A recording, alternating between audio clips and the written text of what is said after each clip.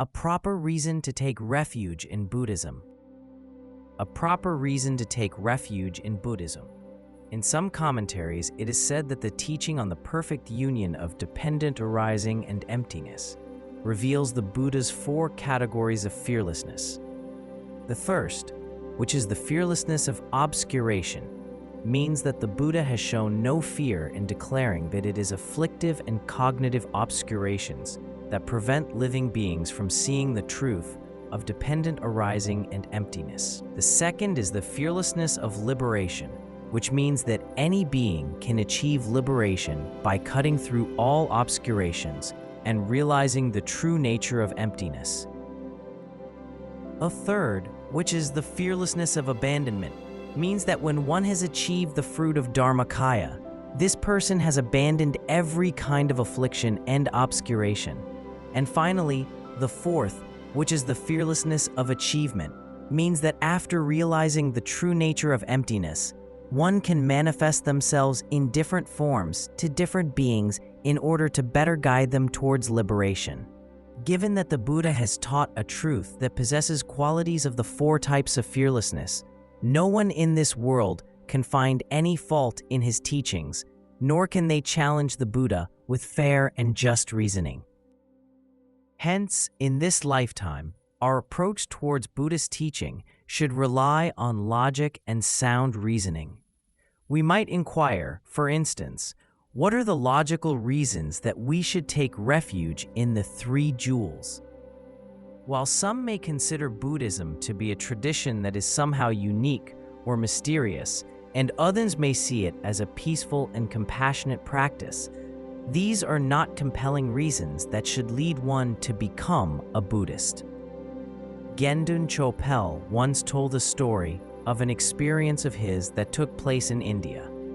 He had gone into a non-Buddhist temple and started to pray before the holy statue of this particular religion's primary deity. As a result of the sincerity of his prayer, tears began to pour forth from his eyes. And it was through this experience that he reached the understanding that people's emotional reactions were not reliable and may sometimes come for no reason. Some Buddhists, on meeting a guru, may suddenly find themselves getting teary-eyed. This may be due to their special karmic connections to this guru from previous lives, or it could be nothing more than a natural physical reaction without too much meaning. Of course, if one were to shed tears of joy when in the presence of a Buddha statue, or tears of compassion when confronted with the plight of certain poor beings, many sutras state that even 1 drop of these type of tears is the cause for the accumulation of great merit. However, what matters more is to be aware of the Buddha's greatness, both in the achievement of his realization and in his compassionate teaching of the truth to all beings.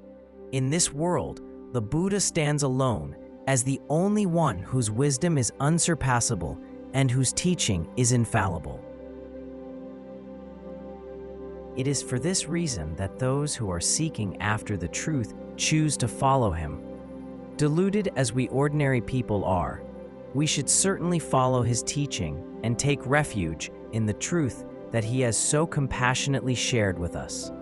That is the most important reason that we Buddhists take refuge in the 3 jewels. Develop convictions through the path of dependent arising. By studying this path of dependent arising and the peerless teaching on emptiness, confidence is aroused that there is absolutely no deception in any of the Buddha's statements, along with the certainty that they are all valid and irrefutable.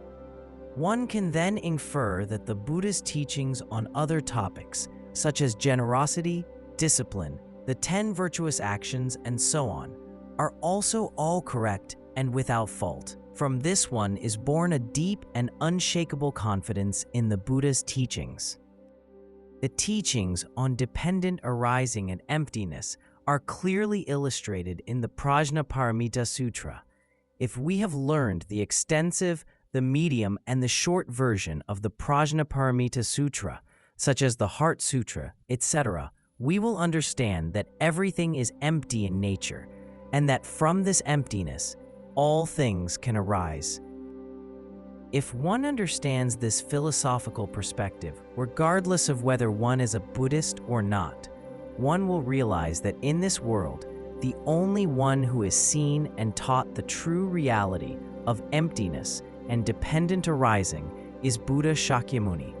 Through accepting the profundity of this one teaching, one can infer that all of his other teachings are also truthful and without fault.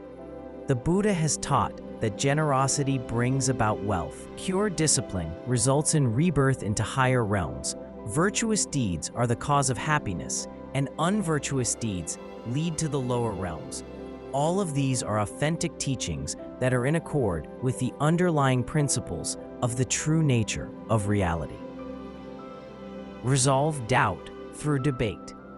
In the 400 stanzas on the Middle Way, it is said that whoever doubts what the Buddha said about that which is hidden should rely on emptiness and gain conviction in him alone. This means that if those profound teachings given by the Buddha on reincarnation, on the karmic law of causes and effects, and on the 6 paramitas and so on, are hard to accept, one can first study the teaching on emptiness, and as a consequence, one will develop a certainty on all of the Buddha's teachings. Learned commentators have similarly inferred that all of the Buddha's teachings, including the teaching of dependent arising and emptiness, are flawless because they have proven themselves able to stand up to rigorous and thorough examination. From this, it can be said that if one comes to an understanding of the philosophy of emptiness, they will have no doubt about the Buddha's other teachings. In the world, some may develop confidence simply by seeing the dignified manner in which certain practitioners comport themselves, while others may have many discriminative thoughts and remain filled with suspicion and uncertainty. In either case, to become fully convinced, one would do well to engage in rigorous debate until any and all avenues of inquiry have been exhausted. As Gendin Chopal has said, the closer a wise person gets to the truth, the fewer doubts he will have. This is particularly true in this modern age, when scholars and other well-educated people, many of whose minds are filled with discriminatory thinking and doubts, really need to study Buddhist logic and the middle way. If they will take the time to closely follow the arguments provided in the sutras and their commentaries, they will be able to dispel all of their doubts and wrong views.